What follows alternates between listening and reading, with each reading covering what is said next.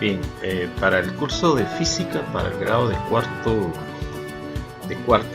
todas las secciones y en todos los diplomados, el tema que corresponde para hoy es el tema, voy a desarrollar lo que es el teorema de Pitágoras, que ya parte de esto lo desarrollé en clase. Solo voy a hacer un pequeño recordatorio de esta relación, de este teorema, y en especial vamos a ver las razones trigonométricas en ángulos agudos, ¿verdad? Claro, las razones trigonométricas en su forma más general se extiende a cualquier tipo de ángulos que tengamos y cómo se debe aplicar, pero en esta ocasión nos vamos a referir solo a los ángulos agudos o la limitante de tiempo que tenemos. Bueno, empecemos por el teorema de Pitágoras, ¿verdad? Primero, recordarse un poquito de los, lo voy a poner del lado derecho momentáneamente, de la clasificación de triángulos, que es lo que tenemos aquí precisamente. Entonces, subirlo un poquito para recordar. Y aquí estamos hablando de los triángulos se pueden clasificar de dos formas: por sus lados, como aquí aparece, por sus lados, y por los ángulos, ¿verdad? Si nosotros dividimos por sus lados, vamos a hablar de triángulos que son, por ejemplo, equiláteros. ¿Cuáles son los triángulos equiláteros? Los que tienen los tres lados iguales. Esto, esto y esto son iguales. Isósceles, si tiene dos lados iguales, este lado y este lado son iguales y uno desigual, ¿verdad? Entonces es un isósceles. Si tiene tres lados desiguales, o sea que no son iguales, este es distinto a este y ese es distinto a este, entonces es un triángulo escaleno. Esto es por sus lados. Por sus ángulos, rectángulo, que es el que nos ocupa el día de hoy, tienen que ser triángulos rectángulos. Tiene un ángulo de 90 grados. Acutángulo tiene tres ángulos agudos. Este ángulo de aquí es agudo, agudo y agudo. Cuando digo que es agudo es menor de 90 grados. Y obtusángulo cuando tiene un ángulo obtuso, o sea, mayor de 90 grados, y es este que les estoy marcando, ¿verdad? Este de aquí. Ese sería el ángulo obtuso y los otros dos ángulos agudos. Entonces hay por sus lados, equilátero, tres lados iguales. Esto, si me hacen el favor, lo apuntan en su cuaderno para ir distinguiendo, los van dibujando, los van trazando con las medidas que correspondan. Y ya en clase usted me avisa como estudiante, yo le reviso y le sello este trabajo, ¿verdad? No quiero que lo impriman y lo peguen, sino construyanlo para que al construirlo vayan aprendiendo. Construyanlo con las características que aquí se mencionan, ¿verdad? Por favor. Bueno, haciendo ese repaso de los triángulos que les estaba hablando, vamos a borrar esto y borramos también toda esta parte que pusimos aquí, ¿verdad? Entonces nos quedamos con el triángulo rectángulo que está en la presentación. Entonces, vamos a llamarle triángulo rectángulo. Tiene un ángulo de 90 grados que lo vamos a marcar con este cuadrito de ahí. Eso vamos a entender que es de 90 grados. Este lado lo vamos a llamar A, y a este le vamos a llamar B, y a este le vamos a llamar C o hipotenusa, o cualquier letra, ¿verdad? En este caso pues estamos usando ABC. De esta manera, lo que sí tenemos que ver es la relación que existe entre estos lados. La relación de los lados, el teorema que lo define es el teorema de Pitágoras. Teorema de Pitágoras. Vamos a poner aquí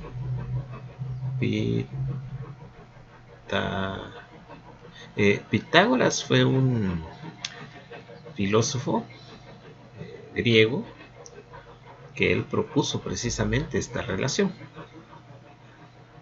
Pitágoras. Ahí está. Sería interesante que usted leyera un poco la biografía de Pitágoras, ¿verdad? Bueno, un pensador griego, un filósofo. Antes eran filósofos, o sea, tenían el dominio de varias ciencias. Hoy en día hay especializaciones en cada ciencia, pero antes era mucho más globalizado, digamos, ¿no? El estudio. Entonces se les llamaba filósofos. él propuso que la hipotenusa, que es esta parte grande de aquí, le voy a poner una H de hipotenusa, y que los catetos, que es esta parte y esta parte, voy a poner C de catetos, tienen una relación, y la relación es el cuadrado de la hipotenusa es igual a la suma de los cuadrados de los catetos. Eso es lo que establece el teorema de Pitágoras, ¿no? Es básicamente eso. Si hacemos los despejes para encontrar A, ahorita no me preocupa lo de los despejes, eso posteriormente o antes ya se tuvo que haber visto. Entonces ahorita voy a poner de una de los despejes. Para encontrar un cateto sería la hipotenusa al cuadrado menos el otro cateto al cuadrado. Para encontrar el otro cateto B, sería entonces hipotenusa al cuadrado menos el otro cateto que no se quiere encontrar, ¿no? Este es para B. Y si es C, o sea la hipotenusa es la raíz cuadrada de A al cuadrado más B al cuadrado. Note la diferencia, ¿verdad? Si son catetos es menos adentro de la raíz, y si es la hipotenusa es más. Entonces esto es como un repaso, porque esto ya lo vimos, pero lo vamos a seguir viendo con más ejercicios, simplemente para que vean que aquí se relacionan los lados sin ángulos. Ahora, si queremos relacionar los ángulos, por ejemplo, en un triángulo rectángulo, vamos a poner otro aquí, tenemos que definir bien de qué ángulos vamos a hablar y en qué parte nos vamos a ubicar. O sea, hay letras griegas que definen los ángulos. Voy a definir este ángulo, o sea, esta abertura la voy a definir como alfa, y a esta abertura le voy a llamar beta, por ejemplo. ¿Ve? Puede ser alfa, beta, teta, gamma, epsilon, phi, etc. O sea, hay varias letras griegas que definen, que a través de ello vamos a definirlo. En algunos otros casos, los ángulos se definen o los definen de diferente manera. O sea, no usan letras griegas, sino usan letras mayúsculas. Por ejemplo, si dice A, se está refiriendo al ángulo, B al ángulo y C mayúscula al ángulo. Mientras que las letras minúsculas se refieren a los lados, ¿verdad? O sea, esa es otra forma de definir el ángulo. Y una tercera forma de definir un ángulo, vamos a poner aquí. No estoy diciendo que sean las únicas, hay mucho más formas, ¿verdad? Pero tenemos que ir como que acostumbrándonos, dependerá de la fuente que consultemos, y así va a ser como se van a estar denotando los ángulos. Nosotros vamos a utilizar letras griegas. Eso no por ello no vamos a conocer las otras formas. Por ejemplo, aquí en, digámosle, forma 1 usamos letras griegas. En la forma 2 se están usando letras mayúsculas para definir los ángulos. En la forma 3, esta de aquí, se define de esta manera. Voy a poner aquí, por ejemplo, los vértices son las esquinas, ¿verdad? Vamos a ponerle C, A y B, pero este C, A y B está definiendo los vértices, no los ángulos. Vamos a ponerlo con minúscula para no confundir en relación a la explicación del numeral 2. Veamos, digamos que aquí tenemos nuestro triángulo rectángulo. Entonces esto lo voy a llamar A, B y C, pero atención a la forma 2. La forma 2 usa letras mayúsculas en los vértices, mientras aquí estoy usando letras minúsculas, que estoy definiendo los vértices, no así los lados. Entonces, si por ejemplo me quiero referir al ángulo B, este de aquí, entonces yo voy a escribir A, B, C, y defino que es un ángulo, así. Entonces, la letra que queda en medio, B, es la que define el vértice. Entonces, si yo defino el ángulo, por ejemplo, el ángulo A, C y B, me estoy refiriendo a este ángulo que queda aquí abajo, porque la letra que quedó en medio es C, la que quedó en medio aquí es B. Entonces, así es como nos ubicamos en el ángulo que corresponda. Esto en esta nomenclatura, en esta forma de escribir ángulos. Hay diferentes formas. Aquí les estoy explicando tres formas, la forma 1, 2 y 3. Nosotros vamos a usar la número 1. Esporádicamente usaremos las otras, ¿verdad? O de repente en el texto que usted consulte va a estar definido de otra manera. Por eso hay que aprender a ver cómo se leen y cómo se representan los ángulos.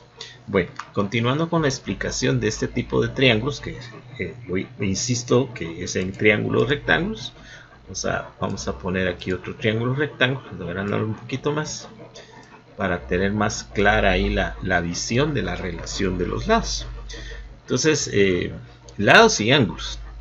O sea, si este es A, esto es B y esto es C, las razones trigonométricas, que eso es importante aclarar, son razones trigonométricas.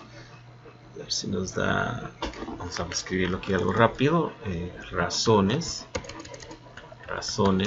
trigonométricas.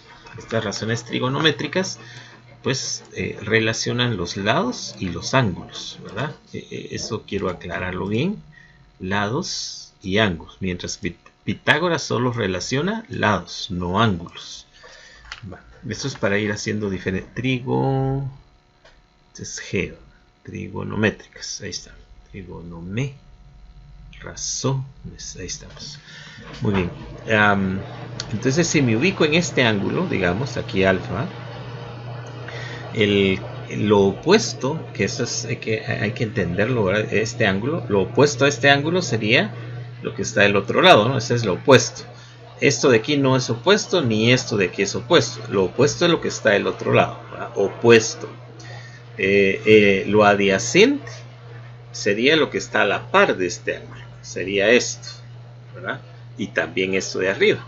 Pero si hablo de catetos me estoy refiriendo a A o D. C no es cateto, por lo tanto no es adyacente, ¿verdad? No es un cateto adyacente. Sí es adyacente, pero es un lado adyacente, C, ¿verdad? Si nos ubicamos aquí arriba y vamos a ponerle ahora gamma, digamos, a este ángulo, el cateto opuesto a este ángulo, vamos a poner de otro color, vamos a ponerle color azul, el cateto opuesto a este ángulo va a ser lo que está del otro lado, es todo esto, este es el cateto opuesto, todo esto, ¿no? El cateto adyacente a este ángulo pues es lo que está al lado, el cateto, ¿verdad? No la hipotenusa es esta parte, ¿verdad? Eso es un lado adyacente, no es un cateto adyacente, ¿verdad? Entonces depende de dónde nos ubiquemos, así vamos a referirnos a los catetos o al adyacente o hipotenusa, ¿verdad? Entonces en esa relación aparece que seno de alfa, voy a hablar del ángulo de aquí abajo, es igual al cateto opuesto a, voy a poner cateto COP, cateto opuesto dividido hipotenusa, ¿verdad? Esa relación, eso siempre va a ser así, eso hay que aprenderlo. El seno, el coseno de alfa es igual al cateto adyacente, o sea, el cateto que está a la par, dividido la hipotenusa, o sea, el cateto adyacente dividido hipotenusa, ¿verdad? Ese es el orden. Y el coseno, la tangente de alfa es igual al cateto opuesto dividido el cateto adyacente, o sea, cateto opuesto dividido cateto adyacente.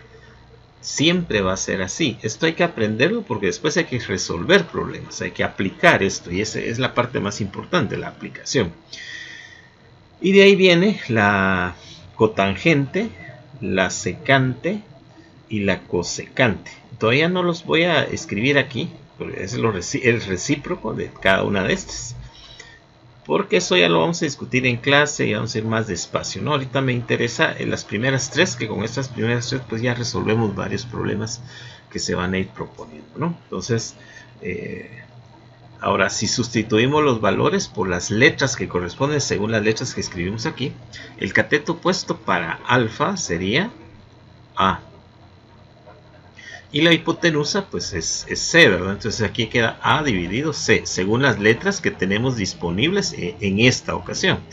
En el otro caso, me habla de cateto adyacente. El cateto adyacente a alfa es esto, entonces aquí sería B. Y la hipotenusa pues es C, me queda B sobre C. Y en el último caso, de las primeras tres, porque son 6 razones trigonométricas, pues estamos viendo 3. El otro caso sería cateto opuesto, que es esto de aquí, dividido cateto adyacente. Entonces aquí me queda A dividido B. Estas serían entonces las razones trigonométricas en un triángulo rectángulo. Ángulos agudos, ojo, ángulos agudos. Puede ser aplicable para las razones, me refiero. Puede ampliarse a no solo ángulos agudos, sino también ángulos obtusos. Pero ya la relación pues ya la tendríamos que ver en un plano cartesiano para generalizar. Aquí solo estoy explicando para ángulos agudos. Este es el primer video, para no hacerlo muy largo. Después continuamos con un segundo video.